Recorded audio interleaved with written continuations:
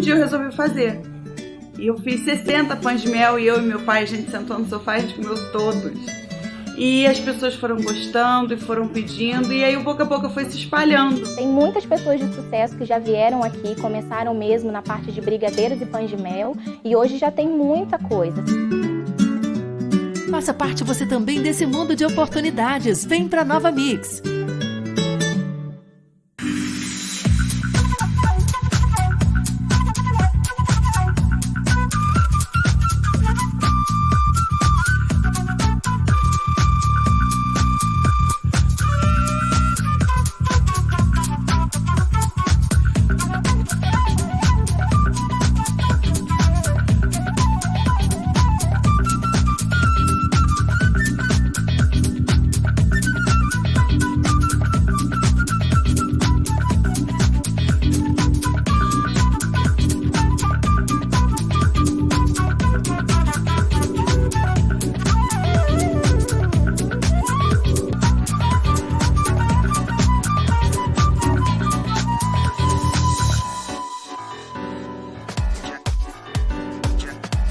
Alô, telespectadores, boa tarde, mais uma tarde aqui com vocês, uma tarde ensolarada, apesar de que, como eu sempre falo, eu gravo nas quartas-feiras, né, e o programa vai ao ar sábado, pelo menos hoje que eu estou gravando, o dia está lindo, lindo, e espero que vocês tenham tido uma ótima semana, né, infelizmente não sei se a gente pode falar uma ótima semana, todo mundo sabe por causa desse Covid e as coisas não estão como a gente quer e deseja, né, mas seja o que Deus quiser.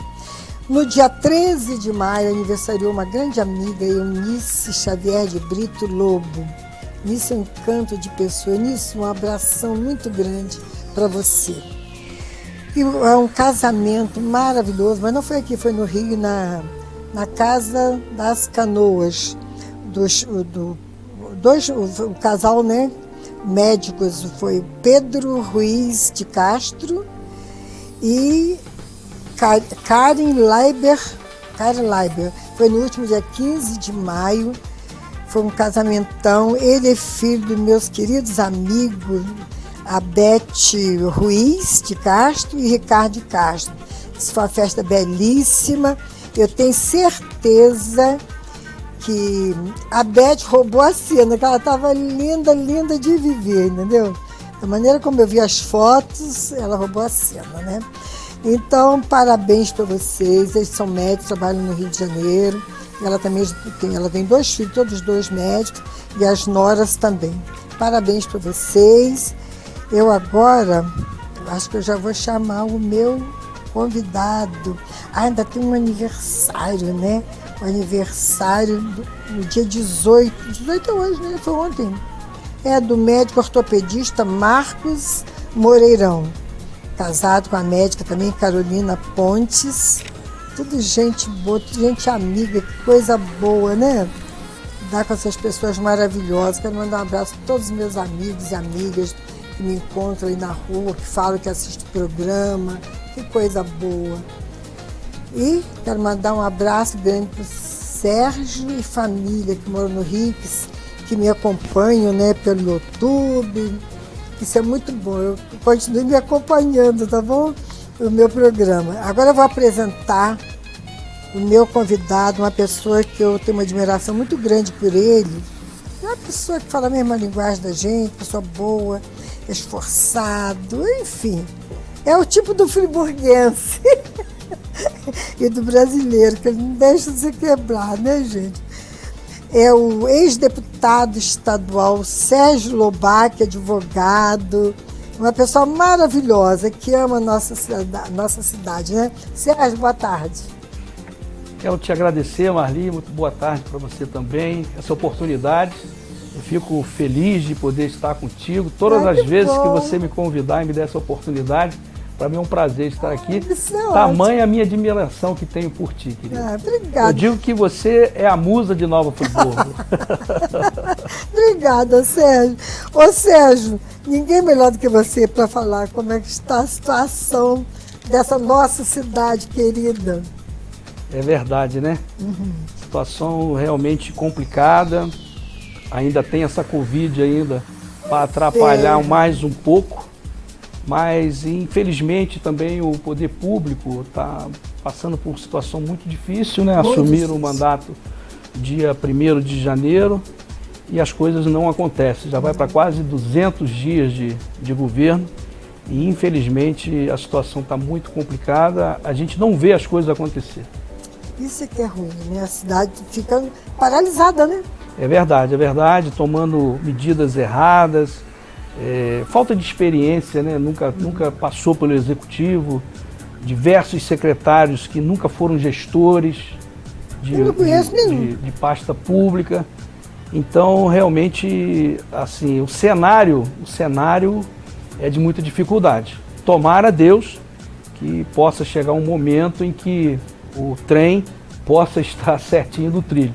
Mas não é isso que a gente tem observado, não. A expectativa é muito negativa. Eu não estou acompanhando a política, não. Eu não tenho... Eu fiquei desanimada porque eu não conheci ele. Conheci no dia lá que eu recebi a comenda. E ele marcou, eu falei, eu gostaria de fazer uma entrevista. Pode marcar com minha secretária. Eu marquei. E até hoje a secretária, você vê, já estamos no 5º mês, né, do ano, e ela não deu nenhuma importância, não teve assim aquela consideração, né, falar, a senhora pode vir aqui, você pode vir, não. A primeira coisa que o prefeito tem que ter é gostar de gente, né? Exato. Isso aqui é uma oportunidade ímpar de poder falar sobre a cidade, de ter o prazer de passar esse tempo contigo aqui no programa, conversando. É o interesse dele, Exatamente. É uma pena realmente a atitude como essa. Exato. Ele lá é representante, ele é nosso representante, exato, né? Ele é nosso prefeito de quem votou nele, de quem não votou. A eleição acabou dia 15 de novembro. Agora Nova Friburgo tem que nos unir, sempre pensando em prol da nossa cidade e da nossa população. Você vê que o doutor Heródoto era aquele magistério, mas recebia. Com certeza. A gente, a hora que fizesse no gabinete a entrevista, o doutor Heródoto recebia. Mas infelizmente a gente está vivendo uma carência muito grande de grandes líderes, né? Não só aqui em Nova Friburgo, também no estado, no próprio país, mas as pessoas que têm a oportunidade de ter a honra de ser prefeito de Nova Friburgo, uma cidade que completou 203 anos agora, no dia 16 de maio, maior produtor de couve-flor do mundo, segundo maior produtor de flor de corte do Brasil, capital da moda íntima, produz morango o ano inteiro, uma população maravilhosa, uma cidade com um comércio muito bom, com as universidades, um polo de 13 municípios. Eu entendo que ser prefeito de Friburgo é uma grande honra e as pessoas deveriam entender isso e lidar com a nossa cidade tendo a certeza do tamanho que ela representa para o nosso país, inclusive com um contexto histórico maravilhoso. E voltando aqui ao presente, são 3 bandas centenárias que Nova Friburgo tem. Que cidade do Brasil tem esse privilégio? Então, quem está lá na cadeira número 1 tem que ter essa percepção, tem que entender que ele é um prefeito de uma cidade muito importante para o estado do Rio e para o Brasil. Cidade conhecidíssima. E agora que eu falei 16 de maio, se você me permite, no dia 14 de maio, o prefeito quis dar um presente para Nova Friburgo pelos 203 anos, que inclusive eu me posicionei no programa de rádio que participo toda segunda-feira pela manhã, que era o fechamento da Clínica Santa Lúcia. Esse é o presente que o prefeito escolheu para dar para o povo friburguense. Eu estava muito tempo sem falar em política, desde quando terminou a eleição. Eu estou tocando a minha vida, estou advogando, eu participo de um escritório aqui em Nova Friburgo, lá do Dr. Eric Andrade, lá no Rio. Também eu trabalho num escritório lá na Rua do Carmo, no escritório Cleverson e Neves e Advogados Associados. E eu estava há muito tempo sem me posicionar politicamente. Mas as pessoas me cobram isso, né? Me cobram e outra coisa, eu sou cidadão de Nova Friburgo. Lógico. Eu nasci aqui, fui criado aqui, a cidade que escolhi para morar, para ter meus filhos aqui, minhas filhas, melhor dizendo. Então eu tenho esse direito enquanto cidadão. Então como pode o prefeito da nossa cidade querer dar de presente dos 203 anos o fechamento da Clínica Santa Lúcia? A Clínica Santa Lúcia tem uma história na nossa cidade. Ela tem hoje 147 pacientes internados e ele... 147. Mas só tem esse por onde? Exatamente. 147, ele fez na sexta-feira, dia 14, à noite, um decreto totalmente absurdo, arbitrário, inconstitucional, pegou a polícia e foi lá para a clínica para fazer a intervenção, para tomar a clínica de assalto. Olha que absurdo, a Clínica Santa Lúcia é uma empresa privada. E graças a Deus nós vivemos numa democracia. Ele só poderia tomar de assalto lá se tivesse um mandado do juiz. Até porque esse decreto não tem validade. Porque no ano passado, em virtude da Covid, o ministro Ricardo Lewandowski, do Supremo Tribunal Federal, ele deu uma decisão em sede liminar para a Defensoria Pública do Estado do Rio de Janeiro, suspendendo, durante o período da pandemia, reintegração de posse e despejo. Então o decreto era ilegal. E mesmo assim ele foi lá para tentar entrar à força. Então realmente é um absurdo, uma coisa totalmente sem noção, sem sentido. Como é que vai botar esses pacientes na rua? Se eles estão lá, é óbvio que não conseguiram ficar com os familiares. Isso é uma coisa muito clara para mim. Lógico. Que existem aquelas pessoas que têm problemas psiquiátricos, mas que ele pode ser tratado no seio familiar, que é até o ideal, segundo os técnicos, né? Mas muitos deles são agressivos. Quando não tem um controle, pode tomar determinadas atitudes, trazendo dano. Era comum a gente ver um rapaz, até agora tem um tempo que eu não o vejo, que ele andava seminu pela cidade. São pessoas que requerem um carinho, uma atenção, nós não podemos fazer de conta que eles não existem. E a Clínica Santa Lúcia, ela tem expertise para isso, tem os profissionais, está fazendo um trabalho bacana e ele vai arrumar problema onde ele não tinha. Se ele não cuida do Raul Sertã. Hoje mesmo fiquei sabendo que estava faltando alimentação para os funcionários do Raul. Se falta papel higiênico no Raul Sertã, se falta médico, se falta medicamento, aí você vai nos postos de saúde, faltando médico. Então, quer dizer, esse problema ele já tem demais. Ele está com problema no transporte público, problema na iluminação pública, as ruas todas esburacadas. Ele vai arrumar mais um problema, que é fazer essa intervenção na Clínica Santa Lúcia para acabar com a clínica. Na verdade, existe uma lei que foi aprovada em 2001. Dá para rir. Exato. Olha só, se não fosse trágico, seria cômico. Né? Nem o Dorico Paraguaçu, quando ele queria inaugurar o cemitério dele, ele agia de maneira tão arbitrária. Ele me lembrou o bem amado, né? O Dorico, que tinha uns rompantes assim, né? Aí vai com polícia para entrar para dentro da clínica e tomar de assalto a clínica através de um decreto de intervenção. Mas contaram ou é verdade? Não, verdade absoluta, absoluta. Inclusive, eu fiz contato lá com o pessoal do jurídico da clínica, eles me passaram essa atrocidade e o advogado lá que não deixou que isso acontecesse, porque a ilegalidade era clara, transparente, cristalina. Então é um absurdo. Na verdade, existe um movimento, Marli, desde os anos 70, para acabar com o manicômio. E tem uma lei de 2001 que determina que você acabe com o manicômio. Agora, uma coisa são os manicômios que existiam no passado. Por exemplo, a cidade de Barbacena, lá em Minas, ela é conhecida como a cidade dos loucos. Lá tinha um grande manicômio. As pessoas ficavam nuas, homens junto com mulheres. Era um negócio degradante. Na Clínica Santa Lúcia, não. É totalmente diferente. Totalmente diferente. Lá tem a padaria Miolo Mole, que fabrica o pão que eles mesmos comem. Exato. Tem o Bloco Maluco Beleza, que eles desfilam toda sexta-feira de carnaval. Isso é uma forma de integrar eles à comunidade. Né? E é muito bacana ver eles participando do carnaval. Aí você tem lá todo um corpo de profissional, um corpo clínico de psicólogo, psiquiatra, assistente social. Aí a cozinha lá, vários internos, eles mesmos preparam a alimentação para não perder esse vínculo. Aí tem um ambulatório externo lá que atende outras pessoas. Tudo muito limpo. Tudo muito limpinho, tudo separadinho, direitinho. Quer dizer, é um absurdo, é um cúmulo realmente. Eu não sei o que passou na cabeça dele, um devaneio total. Me lembrou o Dorico Paraguaçu querendo inaugurar o cemitério de Sucupira. Né? É uma novela que marcou a história. Eu acho que passou nos anos de 73, 74, por aí. Você que tem um pouco mais de experiência, você vai lembrar do que eu estou te falando. Foi uma verdadeira ação que acontecia em Sucupira para inaugurar o cemitério, que ele importava aquelas pessoas que estavam para morrer, para ver se morria lá, para ele inaugurar o cemitério. Então, o nosso prefeito, com todo respeito a ele é o prefeito da minha cidade, quero reiterar isso. Agora, a minha fala, a minha colocação foi humanitária. Eu estou pensando nas famílias desses pacientes. Estou pensando nos pacientes. Teve uma senhora que contou um caso de um filho que a agredia, aí foi pro hospital Raul Sertã, ficou internado, fugiu de lá, aí depois tentou botar fogo na casa, e da última vez, quando ela dava os remédios para ele entendia que ela estava dando veneno. Colocou a faca no pescoço dela. Graças a Deus que ela não morreu.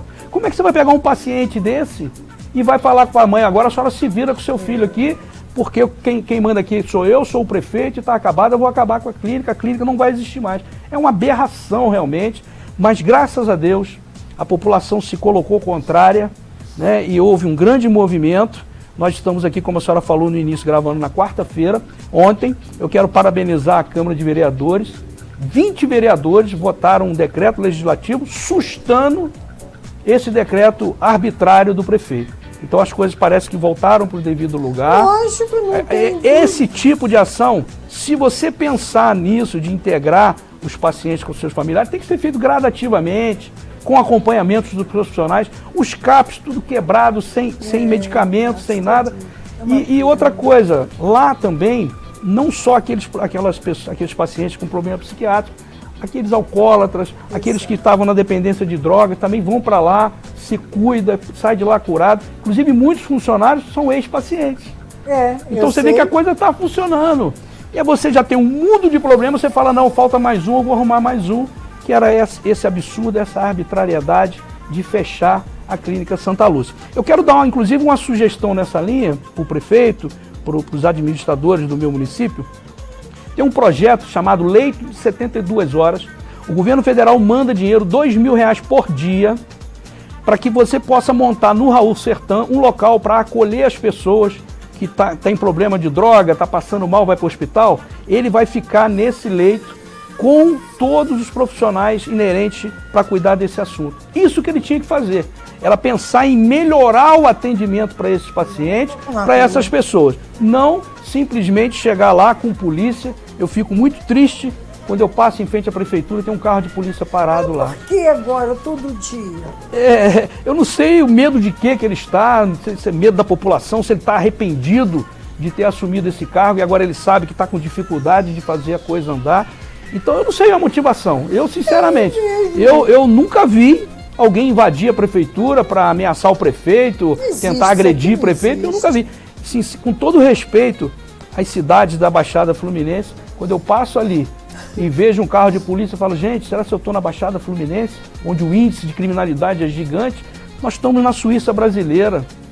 Nós estamos numa cidade que tem um povo ordeiro, hospitaleiro, trabalhador. Aquilo é uma afronta à população friburguense. É como se ele quisesse criar um escudo entre ele e a população. Nós tivemos um movimento dos comerciários, né, dessa outra loucura que eles fizeram de CNPJ. Um dia abria um CNPJ, outro dia abriu o outro. Aí o pessoal foi para lá, ele nunca recebeu as pessoas com carinho, com atenção, sequer ouviu a reclamação desses nossos empresários, dos comerciantes que pagam a conta. Quem paga a conta são os proprietários que pagam os impostos, carga tributária gigantesca, gera imposto, gera emprego, melhor dizendo, que ajuda a nossa cidade a crescer, e o prefeito age daquela forma. Eu te passo uma pergunta, cadê agora o rodízio? Cadê as bandeiras? Não mudou nada. Então foi coisa feita de maneira arbitrária, louca, sem nenhum sentido, sem nenhuma técnica envolvida, sem nenhuma expertise, as pessoas não entendem, porque isso é matemática, mano. Vou falar do bairro onde eu moro, Chácara do Paraíso. Moro ali perto da pracinha da chácara. Lá tem 2 padarias, um açougue e um mercado. E tem 2 quitandas. Então, tinha dia que o açougue e o mercado estavam fechados e as 2 padarias abertas. Concentrava um monte de gente na padaria. Exato. Aí no outro dia as padarias estavam fechadas, concentrava um monte de gente no mercado do açougue. Que coisa absurda. Falta de noção. Exatamente, totalmente falta de noção. Não tomou as medidas necessárias sanitárias, não tomou o cuidado com a população. Medida simples, que não ia custar dinheiro nenhum. Não fez o dever de casa. E é muito comum desse governo colocar a culpa em alguém. Por exemplo, essa atrocidade lá da Santa Lúcia, falou que a culpa era do promotor. A culpa é do Ministério Público. Ele que mandou ir lá fazer isso. Primeiro, as pessoas confundem muito o papel do Ministério Público, que é uma instituição extremamente importante, que é o fiscal da lei. O papel do Ministério Público é fiscalizar se está todo mundo cumprindo a lei. É o papel dele. Mas é um órgão independente. Justiça é uma coisa, Ministério Público é outra. O Ministério Público ele não está dentro da Justiça. A Justiça é o juiz. É ele que diz e determina o que vai ser feito. Agora, ouvindo as partes, tanto o Ministério Público como a outra parte. O Ministério Público, ele apenas orienta. Ele diz, ó, o ideal é que seja feito dessa forma. E aí tem a figura do TAC, que a gente escuta muito falar, que é o termo de ajustamento de conduta. O Ministério Público chega para você e fala, Marli, isso aqui é o ideal que você faça dessa forma. Você está de acordo? Eu vou te dar tanto tempo para você poder fazer. Isso que é o TAC, que é o termo de ajustamento de conduta. Agora, tudo ele joga a culpa no Ministério Público e, infelizmente, uma instituição tão importante como essa acaba ficando antipatizada perante a população. Porque é muito fácil ele transferir as responsabilidades. Ah, isso é o Ministério Público. No caso do rodízio de CNPJ, era uma defensora pública. Então ele acaba desgastando esses órgãos que não tem nada a ver diretamente com a administração pública, porque a responsabilidade é dele, ele é o chefe do executivo, acaba criando um clima ruim. O povo friburguense ficando triste com o Ministério Público, que é um órgão de extrema importância para nós, e também a Defensoria. Acaba criando um distanciamento, uma antipatia gratuita, por uma estratégia de sempre procurar um culpado. A cartilha para as crianças, xerocada, coisa ridícula, para as nossas crianças da escola pública municipal, que tinha o nome do Marcelo Crivella e a foto dele. Era dentro de um... Você fica até espantado, horrorizado, né? Mas é verdade. Tem a cartilha que as crianças recebem, xerocada. Um troço de um nível muito baixo. Que cartilha é essa? Essa cartilha é para as crianças que estão em casa poderem estudar. Se é na escola particular é uma cartilha desse jeito, xerocada de qualquer maneira, não é uma cartilha bem feita, encadernada, uma coisa bonita, mas como é para filho de pobre, eles entendem que qualquer coisa serve. E ainda vai a reboque o ex-prefeito do Rio de Janeiro, Marcelo Crivella, com a foto dele. Quer dizer, aí quando foi questionado, ele falou, não, quem fez essa cartilha foi o governo passado. Gente, no dia 16 de novembro, ele já sabia que ele era o prefeito. Então ele teve 16 dias, 15 dias no ano passado, e mais essa quantidade de dias desse ano. Como eu falei inicialmente, quase 200 dias. Se está errado, não é para mandar para as crianças. Pega a empresa que fez aquilo, ou quem xerocou aquilo, e manda fazer uma coisa pelo menos correta para as crianças. Então, aí joga a culpa do governo passado. O governo passado teve dificuldade? Várias, mas é passado. Nós precisamos de um prefeito presente que assuma a responsabilidade e que faça o melhor para nós, cidadãos friburguenses. Passado é passado, você não pode ver. Você não muda mais. Gente. Não, você consegue mudar o passado? Você consegue mudar o presente e o futuro. O passado você não consegue. É como se diz, quem gosta de passado é museu, né? Exatamente. Exatamente. Que isso, gente? Vamos modernizar. Nós estamos vivendo uma outra era, né? Pois é, a nossa cidade merece mais carinho, mais atenção. Eu gostaria muito de ver o prefeito andando na rua, conversando com as pessoas, passando pelo Alberto Brown, indo num bairro, para saber realmente o que precisa. Eu gostaria que nós tivéssemos um prefeito acessível, que ele pudesse dar ouvido às pessoas. O povo tem muita saída para os problemas, mano. Eu às vezes estou andando na rua, eu sou abordado, as pessoas, Lobac, esse problema assim, se fizesse desse jeito, você não acha que seria melhor? A população quer ajudar, a população quer participar, mas para isso tem que ter alguém que ande na rua, que converse com as pessoas, que não tome, que veja o problema e encare de frente. Isso aqui eu não consegui fazer ainda, porque está acontecendo isso. Agora, não ficar buscando culpado como se estivesse totalmente perdido e a cidade estacionada. Porque quem vai entrar lá sabe que vai ter problema, vai encontrar. São ônus e os bônus. Você sabe que tem problema. Então, você tem que assumir tudo. A partir de hoje eu sou o prefeito, tudo que acontecer aqui é comigo e acabou. Não é ficar buscando o culpado. Isso aí, ao meu ver, quando você começa a criar desculpa, é coisa de incompetente. Quem cria desculpa é incompetente. Ele deveria realmente assumir a cadeira da autoridade maior do nosso município, chamar para si todos os problemas, ouvir a população e realmente fazer as coisas acontecer. E o problema dos ônibus já foi resolvido? Então, os ônibus é o seguinte, vem essa problemática com a FAOL. No ano passado, quando ele estava como vereador, em dezembro, ele assinou um decreto legislativo para colocar a passagem a R$ 3,95. E aí eu questionei a ele numa sessão Eu falei, prefeito, quando você estiver lá, agora você vai botar 3,95? Ah, vou. Não fez. Outra coisa, entrando em rota de colisão com a empresa, sem dialogar. Como é que a gente resolve os problemas? Como é que você vai conseguir resolver os problemas? É conversando. A gente vive num país democrático. Você tem que... Ali tem interesse mútuo. O prefeito tem interesse numa boa prestação de serviço da empresa e a empresa tem interesse em prestar um bom serviço para muita gente andar de ônibus. Claro. Ali é claro, né? O dono da empresa, ele ganha dinheiro com muito passageiro andando de ônibus. Se ele prestar um serviço ruim, acaba sendo ruim para ele também. Mas gerou um desgaste de diálogo entre as partes. Então vai ser muito difícil de chegar num denominador comum. Infelizmente, ele colocou um emergencial na rua para fazer um emergencial de 6 meses, para poder colocar uma outra empresa e supostamente 2 empresas cotaram aqui. Só que uma, eu fiquei sabendo que é uma grande empresa do Brasil, mas que está passando por recuperação judicial. O que é recuperação judicial? A sua empresa está próxima a falir, você tem muitos credores em cima de você, você pede a recuperação judicial para você ganhar um tempo para tentar reerguer sua empresa. Infelizmente, Marli, aí estou falando a minha experiência como advogado e isso é uma coisa concreta. 95% não consegue. Então 95% acaba fechando. Você imagina se ele coloca essa empresa aqui e daqui a alguns meses essa empresa fecha, aí nós vamos ficar totalmente sem ônibus, como é que as pessoas vão sair de casa para trabalhar, como é que vai levar filho para a escola, uma série de problemas. E não chegou uma conclusão com essa que está aí, não? Pois é, parece que o diálogo não existe, sem dialogar você não consegue. Isso tem que ter um diálogo. A empresa, ela tem, creio eu, porque ele vive disso. Você é dono de uma empresa de ônibus, você vive de passageiro. Então você tem que prestar um bom serviço. E tinha que sentar e fazer realmente uma composição, não de maneira arbitrária como ele quer fazer. Inclusive o Ministério Público já tentou intermediar essa ação entre o Poder Executivo e o Poder Concedido, que no caso aquele que tem o serviço concedido de transporte. Mas infelizmente não teve esse acordo, porque aí agora a gente vai entendendo, que você vai montando o quebra-cabeça. Ele está agindo de maneira arbitrária, por isso que está tendo esse problema com a empresa. Essa atitude dele em relação ao Santa Lúcia ficou claro, ele está agindo como um ditador. Você chegar à noite... Não oriente ele não para certas coisas?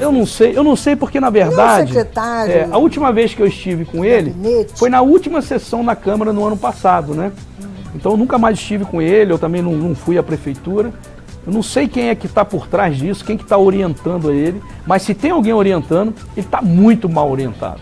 Mas muito mal orientado. Dele é quem? Chefe de gabinete? Eu não sei.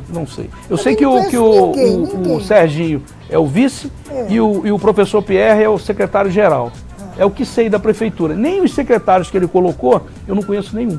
E o vice tem condição assim de orientar? O vice, segundo a gente escuta, de política? Não tem, né? Não tem. O Sérgio, é a primeira vez que ele participou de política, né, como candidato. Então... Ele também não tem experiência. Pois é. E aí é o que eu digo. Não acusar nada, né? Exatamente. Não adianta você ter só boa vontade e desejo de fazer. Você tem que saber como fazer. Boa vontade, minha filha. O inferno está cheio. Na verdade, um conselho que dou a ele, existem pessoas em Nova Friburgo que conhecem muito a administração pública. Chama uma pessoa dessa, coloca do lado, me ajuda aqui, o que eu tenho que fazer para eu parar de errar. Deixa o orgulho de lado, Exatamente. Ele tem que entender que ele já está na cadeira, ninguém vai tirar. Exato. Ele vai ficar lá durante os 4 anos do mandato dele. Tomara Deus que ele consiga acertar o caminho. E vai sofrer porque é ruim para todo mundo. Se ele não tomar essas medidas, vai ser muito difícil para a nossa cidade. Vai ser um desgaste muito grande para todo mundo. Perde todo mundo, né? Eu acho que a pessoa... Mas o modo político é ser orgulhoso. Isso é uma grande besteira, né? É uma grande besteira, exatamente. Ser orgulhosa, acha que a última palavra... Eu lidei com a política anos e anos. A última palavra tem que ser a deles, não adianta. Não. Você pode chegar e falar, você viu que está errado, você sabe, não adianta. Eu sei, eu passei por isso lá. Isso é uma pena, realmente. Levar a notícia e virar para mim e falar assim, não, se é para você subir aqui para me dar esse tipo de notícia, a favor, você não voltar. Eu era funcionária lá, né? Isso é um grande erro, né? Quer dizer, acabou... Você administra bem ouvindo as pessoas. Pois é. Você vai ouvindo as pessoas e você decide qual é o melhor caminho, mas você tem que ter informação. Na política, a informação é muito importante. No cargo de prefeito, mais ainda. Ele tem que saber tudo que está acontecendo para ele tomar as medidas corretas. Aí eu nunca mais falei nada, eu vi e acabou. É uma pena, né? É uma pena. É o que prova que ele quer se afastar da população. Pois é. E agora, ele deve ao povo friburguense satisfação. É claro. Porque quem paga o salário dele somos nós. Quem paga o salário de todo o secretariado que ele colocou somos nós. E quem votou nele foi o friburguês. Exatamente. Ele está lá para nos representar. Então ele nos deve satisfação. E vai cometendo um erro atrás do outro. Vou antecipar uma aqui. É bom que vai ficar registrado. Eles estão dizendo que vai comprar caminhão próprio para fazer a iluminação pública. Gente! Não vai dar certo. Entra em torno de 1.300.000, 1.400.000 por mês, todo mês no cofre da prefeitura, para trocar as lâmpadas e fazer a iluminação pública funcionar. A maneira mais correta é ele fazer uma licitação e contratar uma grande empresa para prestar esse serviço. Por quê, mano? Vou te explicar. E eu estou falando de uma pasta que eu conheço muito, que é o serviço público. Eu já fui secretário 2 vezes lá. Nós temos postes aqui na Via Expressa e na chegada ali do viaduto, em frente agora à Toyota, que mudou para lá, em frente a Ipu, chama de super poste. Um caminhão comum ele não consegue fazer porque é muito alto. Então vai ter que comprar um caminhão só para fazer esses postes. Já é uma despesa gigantesca. E os outros caminhões e carro menor para poder fazer a troca. Aí eu te faço uma pergunta. No poder público, tudo que você for comprar, você tem que licitar. E na nossa cidade tem vários tipos de bracinho para iluminação pública, vários tipos de reator e vários tipos de lâmpada. Como é que ele vai conseguir licitar isso tudo? Não tem como dar certo. Você contratou uma empresa, ela vai lá e troca e acabou. Você fica livre. Vive disso, ela é especialista nisso. Aí vai ter que comprar fio, então vai ter caso, estou falando muito antes, o caminhão vai ficar parado na prefeitura e a população no escuro, que é um grande problema, porque aí versa sobre segurança pública e as pessoas podem tomar tombo, sofrer acidente em virtude de uma escuridão, uma calçada. Tem um buraco, você não vê, você se machuca ali, os idosos principalmente podem sofrer com isso. Nossa. Iluminação pública é muito importante no município. A cidade tá muito escura. Então eles estão indo na contramão de tudo que diz respeito à boa administração pública. Você vai em Niterói, Rio de Janeiro, Petrópolis, toda cidade grande tem uma empresa fazendo iluminação pública. Ele aqui não, já acha que a equipe da prefeitura tem que fazer. Eles dão conta de fazer capina e limpeza na Nova Friburgo, Marli? Então você ainda vai pegar mais pessoas para botar para fazer iluminação. Tem que ser pessoas especializadas, tem que ter treinamento da Energisa, porque você vai lidar com eletricidade. Vai acabar acontecendo um acidente, morrendo um trabalhador e a prefeitura ainda vai ter que indenizar a família, que não vai resolver nada. Você perdeu uma vida, você perdeu tudo. Outra coisa, começaram a plantar ali umas flores no Alberto Brano parado. As coisas estão sendo feitas sem assim, uma linha de raciocínio. Podia cuidar do Você chegou na prefeitura, você vai ter as suas metas a curto prazo, médio prazo e longo prazo. É assim que você tem que fazer. Você vai estipular suas metas até 4 anos. E tem aquelas que você tem que resolver de maneira emergencial, que são essas a curto prazo. Uma é não deixar faltar remédio, não deixar faltar alimentação no Raul, não deixar faltar papel higiênico, não deixar faltar medicamento nos postos. Isso é o que você tem que fazer correndo, tem que ser para ontem. E ele não está fazendo isso. E ele fica buscando outras coisas que não são tão importantes como essas primeiras. Resolver a iluminação pública, tapar os buracos da cidade. A cidade parece um queijo Minas, a usina está lá parada na Chácara do Paraíso.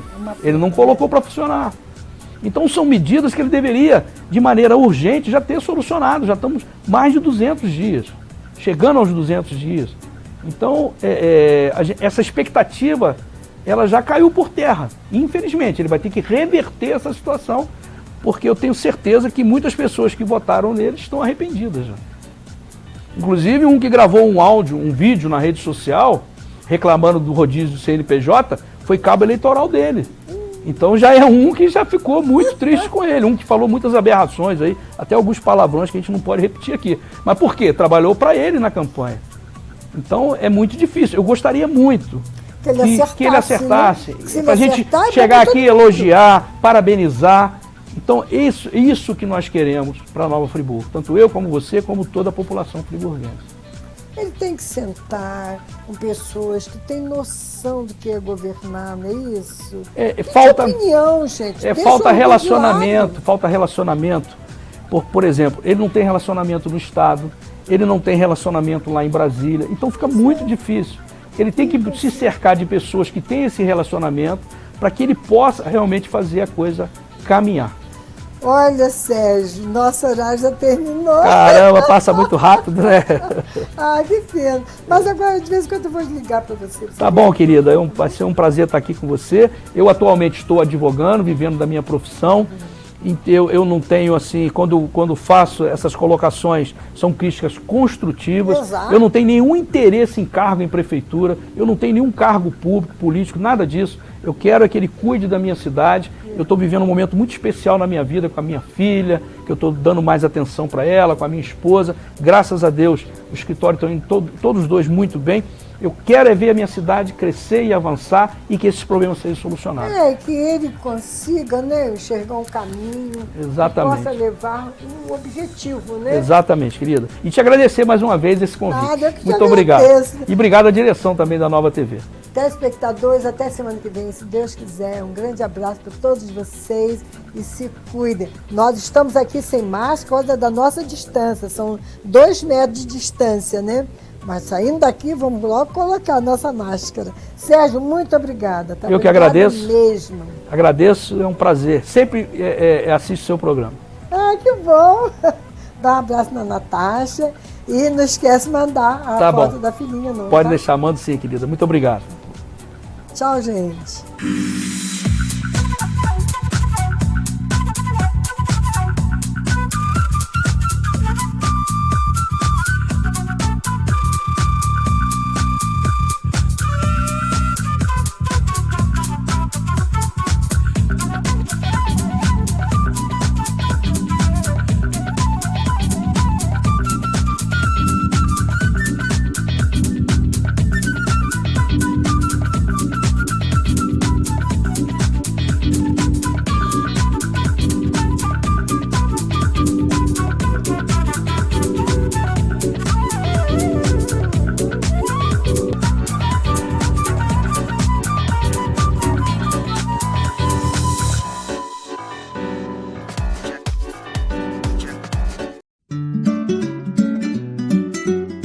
Um dia eu resolvi fazer. E eu fiz 60 pães de mel e eu e meu pai, a gente sentou no sofá e a gente comeu todos. E as pessoas foram gostando e foram pedindo, e aí o boca a boca foi se espalhando. Tem muitas pessoas de sucesso que já vieram aqui, começaram mesmo na parte de brigadeiros e pães de mel, e hoje já tem muita coisa.